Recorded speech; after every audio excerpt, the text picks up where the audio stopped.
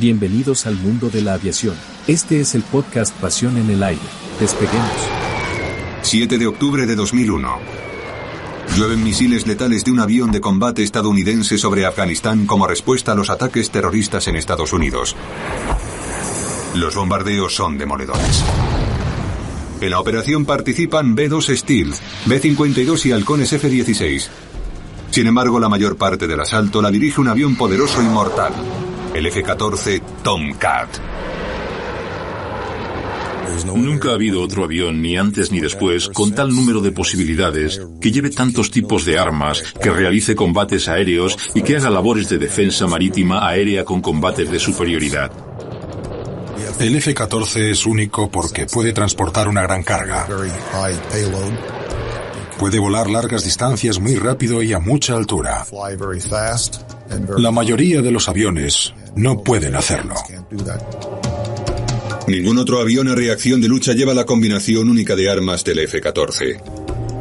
El arsenal del Tomcat incluye un cañón de 20 milímetros, 4 misiles Sidewinder aire-aire, 6 misiles Sparrow aire-aire, 6 misiles Phoenix de 450 kilos y 4 bombas de 900 kilos guiadas por láser. Tiene la capacidad de girar de una pistola M61 con cañón de 20 milímetros. Por su parte, el Sidewinder es un misil aire-aire por búsqueda de calor. También lleva un Sparrow por radar si quieres acertar sobre un blanco intermedio. También puedes utilizar el Phoenix de largo alcance. Tiene el radar más eficaz de cualquier avión a reacción actual. Su novedoso sistema puede detectar cuando se acerca un avión enemigo a casi 320 kilómetros. Es capaz de detectar objetivos a tan solo 1,5 metros de distancia o a más de 24 kilómetros, y es 3 veces más rápido que el radar de cualquier otro avión de combate a reacción. Transmite y recibe información a través de una antena de 90 centímetros instalada en el morro del avión. Este sistema, íntegramente digital, tiene la capacidad de seguir 24 objetivos y de disparar simultáneamente 6 misiles Phoenix a 6 objetivos distintos. El resto de los aviones de combate a reacción solo pueden disparar a un objetivo. El Phoenix puede disparar a casi 320 kilómetros de distancia. De hecho, gracias al radar de larga distancia del F-14, su adversario no tendría la sensación de que lo están atacando. El radar también tiene incorporadas medidas de defensa electrónicas. Este sistema dificulta que el enemigo lo detecte e interfiera en su radar. Cuando consiga detectarte, ya estará muerto. En la actualidad, sigue siendo el punto de referencia del avión multimedia de ataque en activo.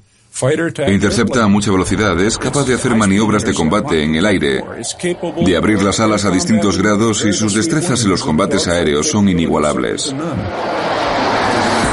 Con su elegante repliegue de armas y su doble cola vertical, tiene un diseño avanzado y es uno de los más fácilmente reconocibles en todo el mundo. El rasgo más obvio del F-14 que lo hace único es la distinta geometría de las alas. Esto nos permite operar en una amplia cobertura para realizar maniobras a mucha y poca velocidad. Las alas se repliegan para reducir la resistencia generada a velocidad supersónica y se extienden para permitir el despegue y el aterrizaje sobre la cabina de un portaaviones.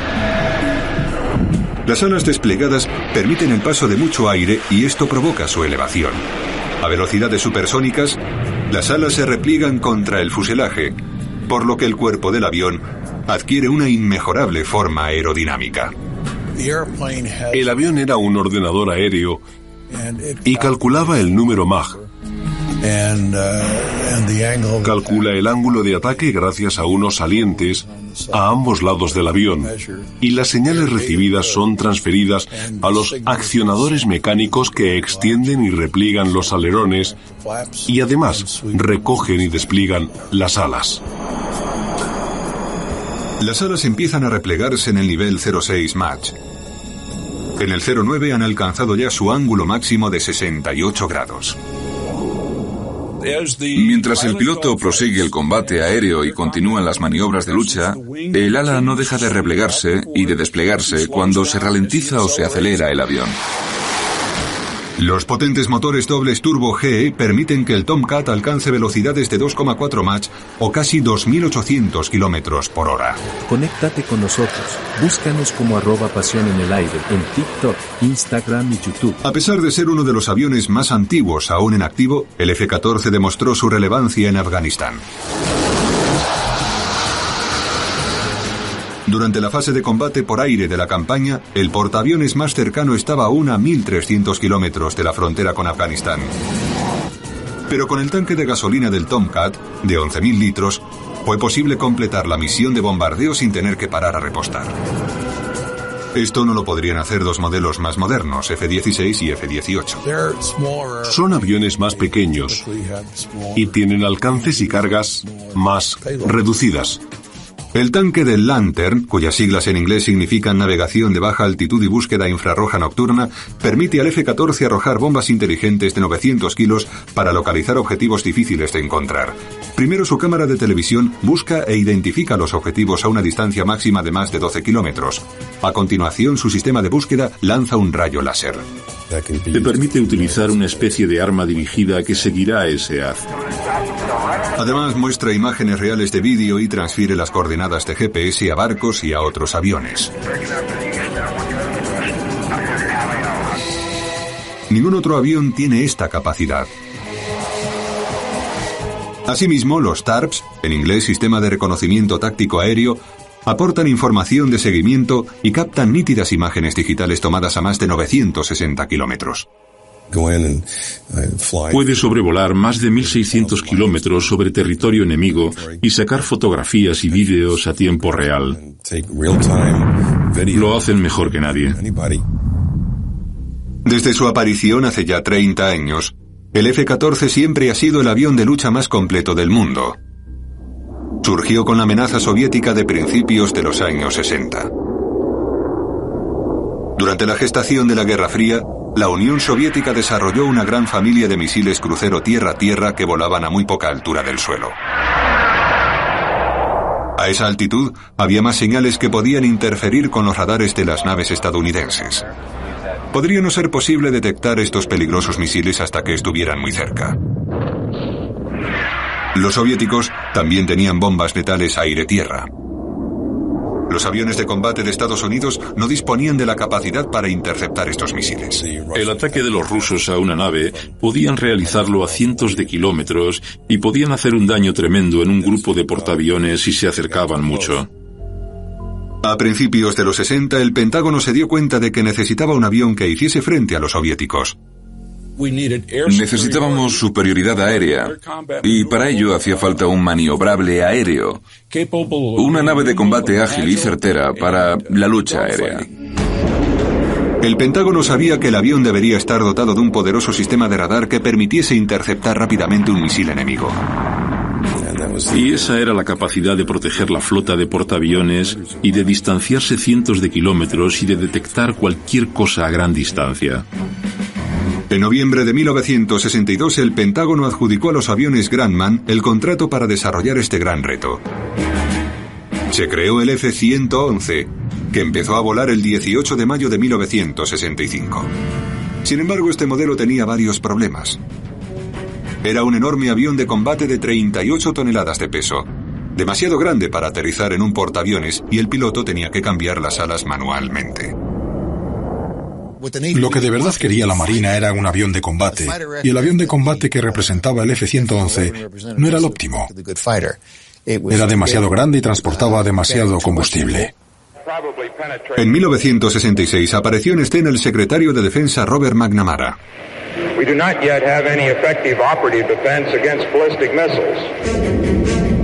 Robert McNamara indicó los requisitos del nuevo avión de combate: velocidad de 2 Mach con gran capacidad de maniobras, potente sistema de radares, capacidad de transportar gran variedad de armas.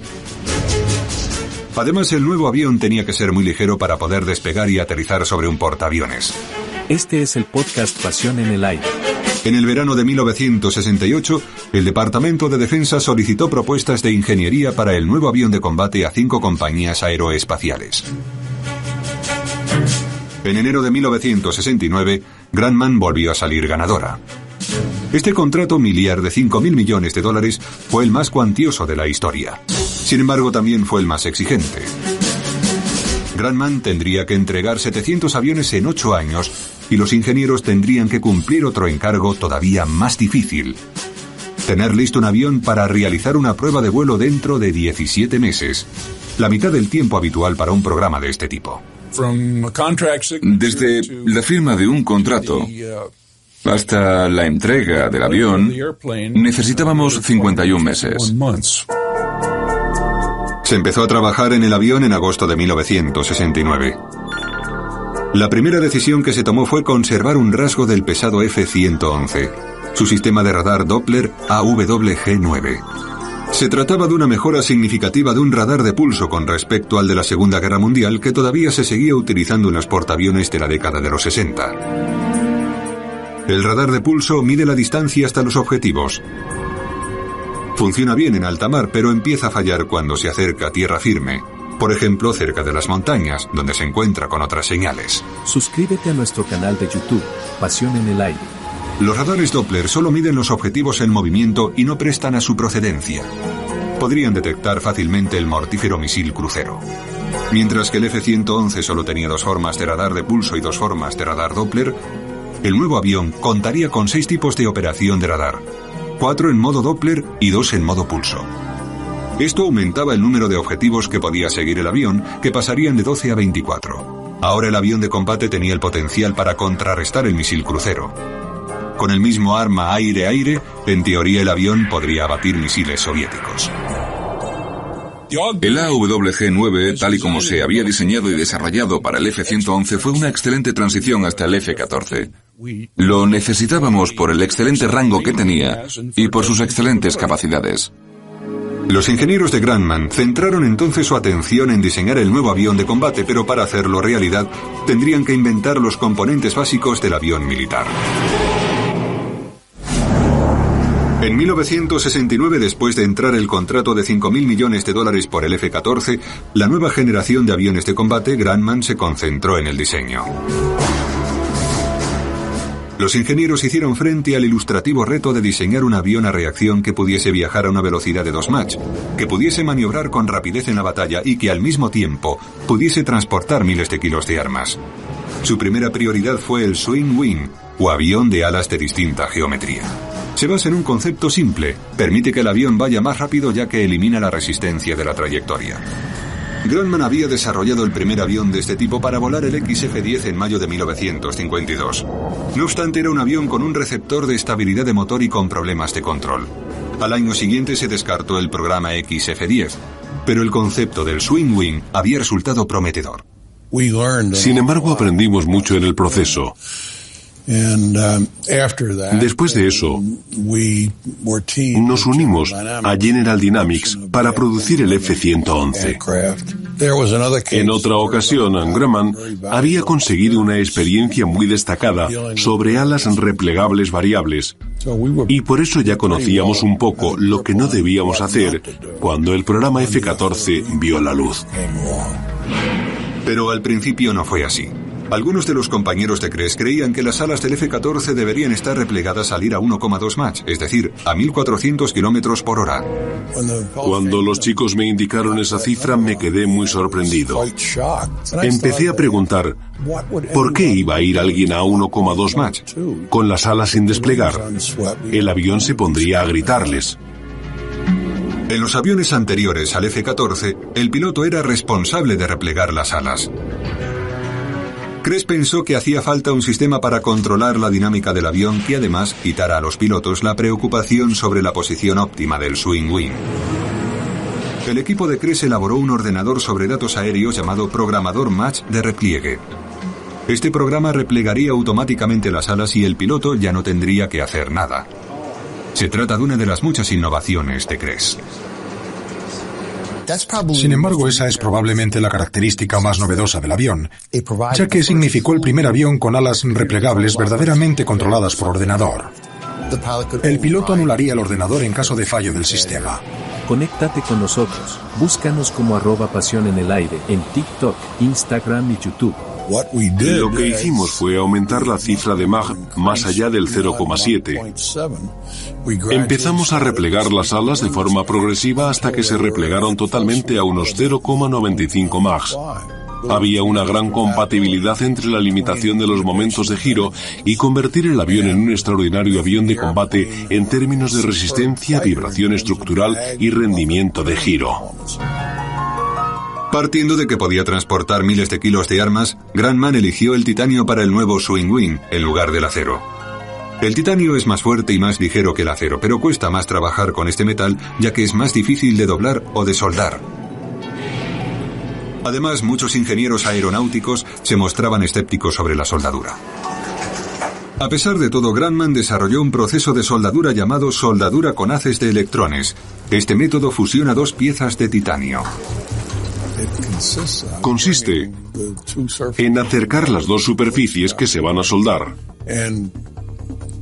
y pasar un intenso haz de electrones por la pequeña rendija que las separa. Esto derrite el metal de toda la rendija.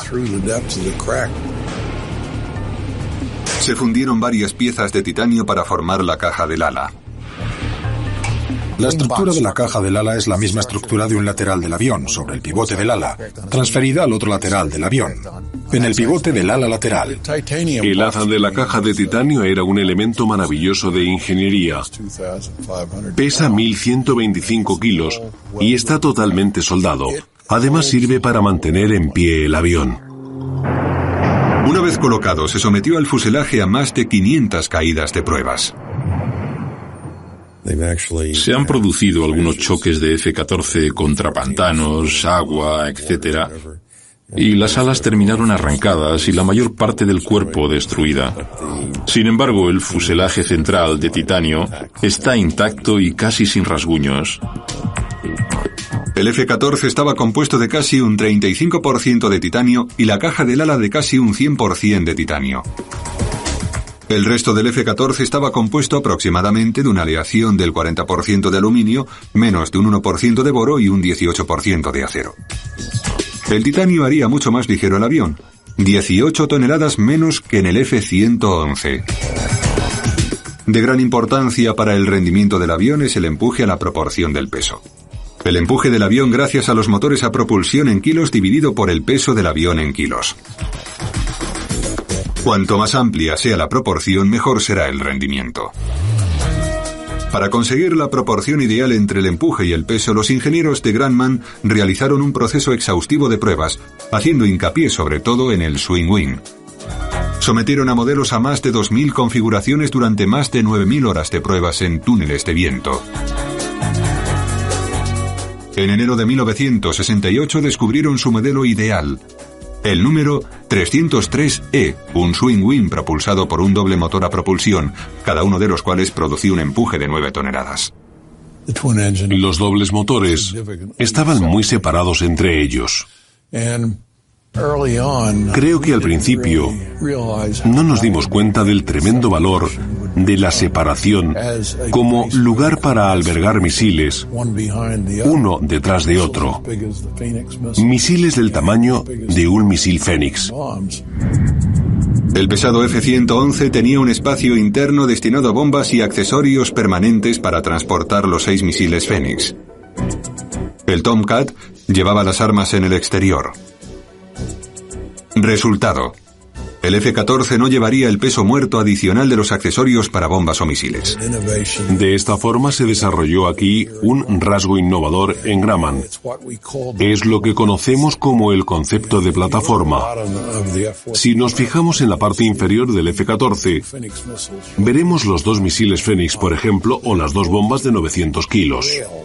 Están colocadas sobre raíles y los raíles están curvados para cubrir las aletas de los misiles y parte de los misiles, y esto corta la resistencia aerodinámica de las armas. Dependiendo de la misión, era posible cambiar muy rápido las plataformas para cargar otro tipo de armas. Los diseñadores del F-14 buscaron otras posibilidades, las dobles colas verticales. Era la primera vez que se utilizaba esta configuración en un avión de guerra a reacción. 2 colas más cortas en contraposición a una única cola más corta es una ventaja en caso de límite de altura en el hangar de un transportador. Pero lo más importante es que las 2 colas aportan mucha más estabilidad. Cuando dispones de 2 colas hay el doble de superficie para aplicar a las fuerzas aerodinámicas. El factor de corrección del que dispones es el doble. Quieres algo que enderece el avión. Cuando pierdes un motor tiende a deslizarse lateralmente y a girar. Y lo que quieres es que deje de girar. Otro rasgo revolucionario del diseño procede de Kress. Cuando la tripulación la componen 2, el piloto y el RIO, en inglés oficial de radar e intercepción, estarían sentados en tándem. Esto reduciría la resistencia del avión, ya que la cabina sería más estrecha. La fecha objetivo para la prueba de vuelo del primero de 12 prototipos fue en enero de 1971. La compañía planeó echar a volar el pájaro un mes antes de lo previsto. El diseño del F-14, con muchos rasgos innovadores, era muy ilusionante. Sin embargo, el camino hasta llegar a la producción estaba lleno de choques y de pérdidas de vidas.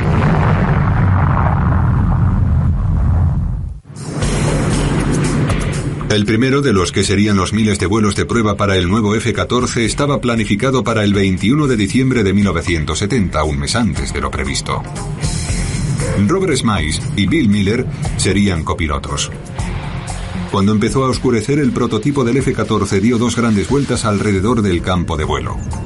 Un vuelo sencillo pero exitoso que duró 10 minutos. No se utilizaron las alas de variación. A pesar de la corta duración del vuelo, Grumman mantuvo el optimismo sobre el segundo intento. Este se realizaría tan solo 9 días más tarde, el 30 de diciembre. El avión intentó convertirse en supersónico y replegó por primera vez las alas. Smythe y Miller volverían a meterse en la cabina. Dennis Romano estaría en el avión de persecución para el vuelo. Había mucho alboroto y mucha gente. Fue en el exterior de nuestras instalaciones de Calverton, en la parte oriental de Long Island. El F-14 realizó el despegue y se elevó en el aire, hacia la costa sur de Long Island, con una firme brisa probablemente de 25 nudos. Los primeros momentos del vuelo fueron suaves, pero cuando estaba lejos de la nave, a 3 kilómetros de altura, el F-14 empezó a perder líquido hidráulico. La filtración fue causada por una resonancia o por una agitación rítmica en el sistema, provocado por pulsaciones de los bombeos hidráulicos.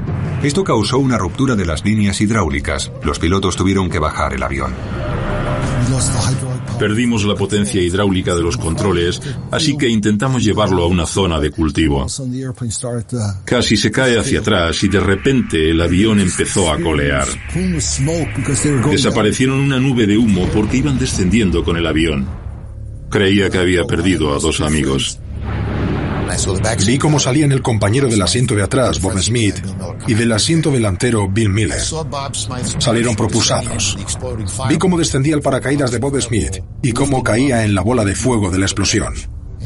El calor lo elevó y el viento lo alejó de los restos. El calor le quemó la parte de abajo de su traje. Al final ambos escaparon del avión, pero por desgracia quedó inutilizable. Lo único que hacía falta era cambiar parte de la sujeción en la parte hidráulica y el problema desapareció. 5 meses más tarde, los mismos pilotos de pruebas, Miller y Smythe, alcanzaron con éxito la velocidad supersónica y utilizaron por primera vez las alas de variación.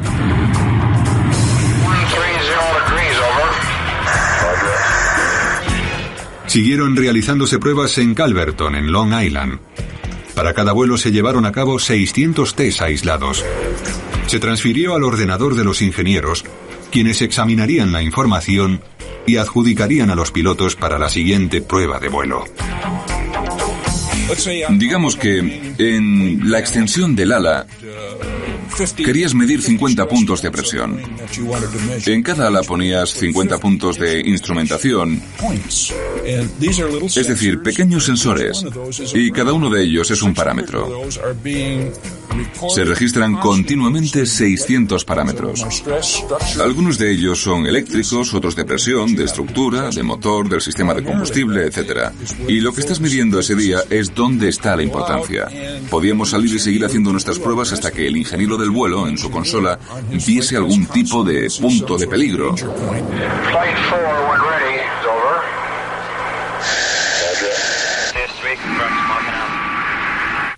Y decidiese que parásemos al menos ese tramo de la prueba y que pasáramos a otros. El programa de pruebas estructurales era la parte más exigente de todo el proceso de pruebas, tanto para el avión como para el piloto. El F-14 realizó todas las maniobras imaginables a poca velocidad, a mucha velocidad y a todas las altitudes. A veces, dependiendo de la configuración del vuelo y de la carga del avión, podíamos realizar giros con el avión de hasta 270 grados por segundo. No estaba nada mal para un avión que pesaba unas 18 toneladas. Mucha inercia. Duplicamos la velocidad del sonido. También lo hicimos a 1.440 km por hora, a 1,5 kilómetros de altura. En 4 horas de vuelo se realizaron más de 135 pruebas estructurales. Puedo afirmar que incluso para un hombre joven, 4 horas de vuelo estructural te dejan agotado. El desastre llegó en junio de 1971, cuando Bill Miller, el piloto de los primeros vuelos, perdió misteriosamente el control de su avión, lo que le ocasionó la muerte. Pero continuaron las pruebas. El problema más grande de las primeras pruebas era el motor.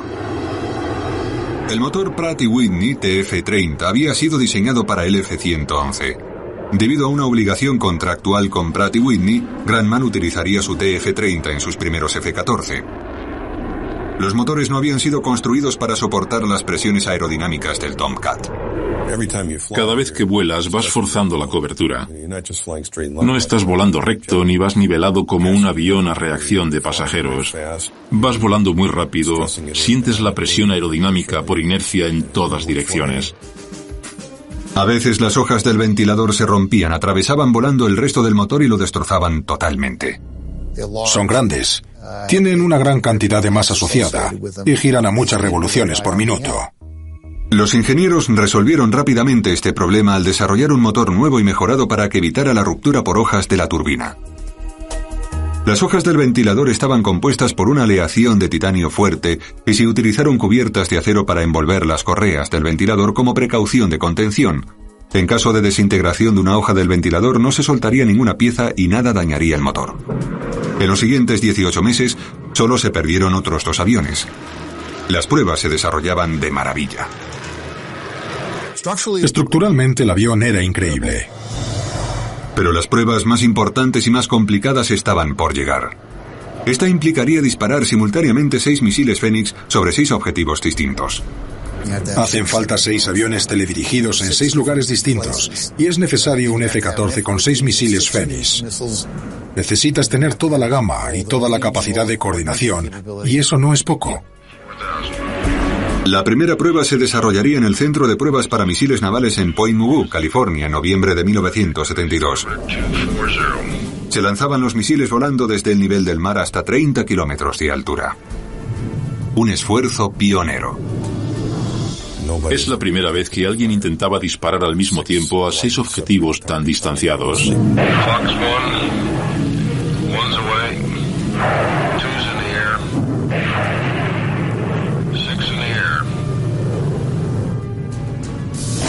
Tan solo uno de los 6 misiles no alcanzó su objetivo. 5 blancos directos, unos disparos muy certeros. Es increíble. No sé si el que se desvió quedó cerca del campo letal, pero no se alejó mucho. Se había cumplido con el Pentágono. Transcurridos 3 meses desde las pruebas de disparo a 6 objetivos, Grumman entregó 234 F-14 a la Marina. El programa Tomcat F-14 se puso en marcha. Durante las 3 décadas siguientes, gracias a continuadas mejoras, el Tomcat demostraría una y otra vez su valor en acciones de combate. Este es el podcast Pasión en el Aire. Conéctate con nosotros. Sin embargo, en 1979, un intento de ayudar a un aliado de Estados Unidos casi termina en desastre para el Tomcat y para Estados Unidos. Tras recibir la flota naval de Estados Unidos a principios de 1973, el F-14 se convirtió rápidamente en uno de los aviones de combate más temidos y respetados del aire. Sin embargo, ese mismo año, la constante agresividad soviética propició una insólita decisión que implicaba al Tomcat y que pondría a Estados Unidos en una situación muy vulnerable. Irán, el aliado de Estados Unidos entonces, estaba preocupado por los MiG-25 soviéticos que sobrevolaban el país a 15 kilómetros de altura. Los MiG eran capaces de volar a velocidades que excedían los 2 Mach. El Shah de Irán le pidió ayuda al presidente Nixon para interceptar a los intrusos que viajaban a gran velocidad. Nixon le contestó que podía pedirles el F-14 Tomcat de la Marina de Estados Unidos o el Águila F-15 de las Fuerzas Aéreas. El único avión verdaderamente capaz de abatir al MiG-25 era el F-14, con el misil Fenix y con el sistema de misiles Fenix. Al Shah le gustó el F-15 porque era un avión de las Fuerzas Aéreas de Estados Unidos, y en Irán había una gran presencia de este cuerpo militar estadounidense. El Shah solicitó tomar su decisión tras un vuelo de prueba o una demostración aérea entre los dos. Nixon accedió. La prueba se realizaría un cálido día de agosto de 1973. El primero en volar fue el F-15. A continuación el Tomcat se elevó con Dennis Romano como copiloto. Un giro de 90 grados a la derecha. Un giro de 270 grados hacia la cabecera de la pista. Sobrevoló la pista a 150 metros de altura, haciendo un giro de 90 grados. Y desplegó las alas hacia adelante desde 68 grados a 20 grados mientras realizábamos aquella maniobra. Tocamos el suelo con el avión y luego lo subimos verticalmente. Bajamos la velocidad y abatimos los alerones. Dimos vueltas al avión invirtiendo y luego en su posición directamente al final de la pista. Impresionante. El Shah eligió el Tomcat. En enero de 1976, la Marina entregó a Irán 79 F-14. Con la excepción de algunos elementos, el Tomcat iraní era idéntico a la versión de la Marina estadounidense. Los técnicos de Grumman y los pilotos de la Marina de Estados Unidos aportaron el apoyo técnico y la experiencia. No obstante, a principios de 1979 la creciente inestabilidad en Irán provocó el derrocamiento del Shah, que fue sustituido por el gobierno radical islamista y fundamentalista del Ayatollah Khomeini. 79 de los mejores aviones a reacción de guerra del mundo estaban ahora en manos del enemigo de Estados Unidos. En agosto, sin embargo, todos los Tomcat habían sido misteriosamente saboteados para no poder disparar sus misiles. Incluso hoy, tan solo los saboteadores conocen a los responsables. Algunos sospechan de algunos técnicos huidos de Grumman. Corrió el rumor de que se llevaron los sistemas eléctricos cuando se marcharon. No sé si sucedió o no. Lo que sí se conoce es esto. Con un embargo de armas impuesto por Estados Unidos sobre Irán se produjo un grave problema de mantenimiento y de piezas. Esto hizo que los Tomcat iraníes quedaran prácticamente inutilizables. Son inspecciones y piezas muy detalladas que tienen que ser sustituidas regularmente. Si no se hace, en un par de meses se estropeará por completo, y creo que eso es lo que de verdad pasó. La verdadera base del conocimiento fue el grupo de técnicos que habían prestado apoyo al F-14. Cuando se pierden las piezas y el conocimiento, es solo cuestión de tiempo. Por lo que sabemos, los aviones están conservados en un almacén abandonado, casi intactos y sin piezas de recambio. 2 años más tarde, en 1981, el Tomcat exhibió su destreza cuando el Nimitz estadounidense se adentró en el Golfo de Sidra, en el sur del Mediterráneo, para llevar a cabo una preparación rutinaria. Libia reclamó que el Golfo estaba en sus aguas territoriales. Los pilotos soviéticos en Su-22 dispararon a los Tomcat. Utilizando Sidewinders, los Tomcat abatieron a ambos aviones soviéticos. 8 años más tarde, los pilotos de Libia se enfrentaron de nuevo a los F-14. Esta vez a bordo de los potentes y rápidos aviones soviéticos a reacción MiG. La segunda vez intentamos realizar 4 o 5 maniobras para evitar los aviones que venían hacia nosotros.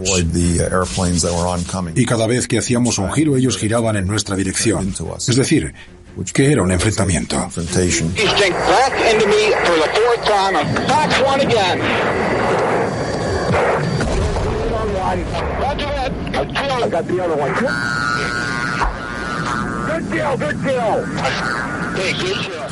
Sin embargo, una vez más, 2 pilotos de Tomcat volvieron a abatir a 2 aviones de caza libios.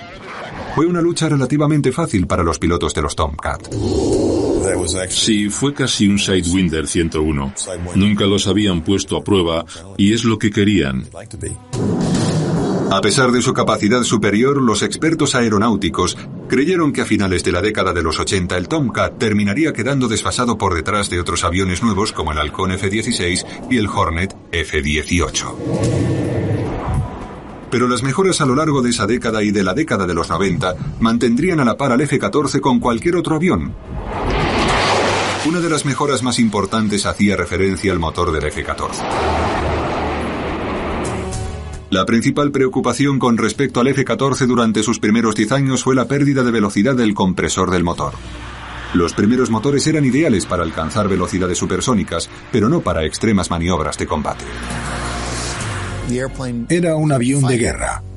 Y como tal, hay muchos cambios bruscos de velocidad.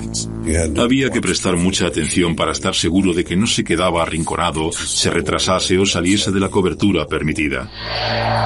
La circulación irregular de aire haría que el motor se calase. Se calaba a grandes altitudes y a poca velocidad. Si no se corrigiese inmediatamente el avión, empezaría a girar y a dar vueltas sobre sí mismo de forma incontrolada. Esto hizo que se echaran a perder unos 19 F-14. Los nuevos modelos GE, instalados en 1984, permitieron a los pilotos volar sus Tomcat con ángulos extremos de ataque y maniobrar sin preocuparse sobre las pérdidas de los compresores. El motor GE del F-110 sí daba el empuje y el funcionamiento al avión como se había diseñado originariamente. El motor GE aumentaba el empuje de la postcombustión, el empuje total del avión, desde 9 hasta 12 toneladas. Esto significa un aumento del 40% en el empuje. También aportaba un control computerizado de combustible que permitía que trabajásemos prácticamente sin pérdidas. A principios de los 90 llegaron mejoras en los radares y en los sistemas de aviación. El sistema de radar digital introducido en 1990 le aportó al Tomcat su capacidad inigualable de seguir objetivos a casi 3 kilómetros prácticamente desde cualquier altitud. El radar APG lo transformaba, digamos, de un viejo coche en un Ferrari en cuanto a sistemas de aviación. La actual búsqueda por infrarrojos y el sistema de seguimiento instalado en 1990 permite a un piloto de F-14 ver a los enemigos gracias a las fuentes de calor a más de 4,8 kilómetros de distancia. En 1995 se incorporó el Lantern Pod y sumaba al F-14 armas guiadas por láser. En 1996 los Tomcat empezaron a utilizar esta tecnología cuando dejaron caer las bombas inteligentes guiadas por láser en objetivos de Bosnia. Esto les hizo ganarse el nombre de bombas gato. El F-14 original solo disponía de 3 procesadores computerizados. La versión más nueva tenía 33. También había un ordenador central, pero ahora dispones de procesadores de distribución por todo el avión haciendo todo tipo de cálculos. Cuenta incluso con un sistema digital de control de vuelo que evita que el avión empiece a girar sobre sí mismo. Todas estas mejoras resultarían muy útiles en la nueva guerra de Estados Unidos. En 2001, los pilotos de F-14 a veces realizaban 2 misiones al día en Afganistán. Sin embargo, los F-14 son tan buenos como sus pilotos, y los pilotos que vuelan estos Tomcat son posiblemente los mejores del mundo. Se han convertido en pilotos de F-14 solo tras sobrevivir a uno de los programas de preparación más exigentes del servicio militar, el programa Top Gun. No es fácil convertirse en un piloto de F-14. Las exigencias son rígidas, la preparación es exhaustiva. Desde 1972 el programa recibe el nombre de Top Gun. Un máximo de solo 40 pilotos resulta elegido cada año de miles de candidatos. Un piloto debe poseer al menos 3 años de experiencia en vuelo en F-18 o en F-16. Todos los aspectos de la experiencia del piloto cuentan. Esto incluye el historial de vuelo de guerra del piloto o la piloto.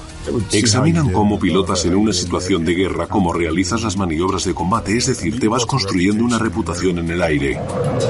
También se evalúa el tiempo de reacción del piloto y la capacidad para controlar el avión para realizar movimientos rápidos. Los candidatos deben de haber controlado numerosas maniobras de combate para entrar en el programa de Top Gun. Por ejemplo, volar a 880 km por hora a 3 kilómetros de altura. El piloto necesita demostrar continuamente la capacidad de realizar un giro de 90 grados en combate en solo 4 segundos. Capacidad táctica, sentido del aire y destrezas de aviación, 3 aspectos en los que se basa todo. Ahí es donde la rueda entra en contacto con la pista. Es cuando demuestras lo bueno que eres haciendo volar el avión. Un piloto también debe estar en el 1% más alto de los informes anuales sobre estado físico emitidos por la Marina. La preparación se realiza en un curso exhaustivo de 10 semanas. En él se hacen 500 horas de vuelo y 100 horas de prácticas de combate.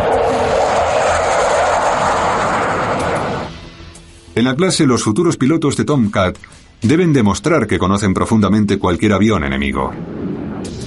El candidato Top Gun debe ser capaz de identificar todos los misiles de un MiG soviético de lucha, la velocidad que puede alcanzar e incluso su velocidad de giro. En una base de preparación en Fallon, Nevada, los futuros pilotos Top Gun lanzan distintos misiles aire-tierra a distintos objetivos. Están graduados según lo cerca que han quedado del centro del objetivo.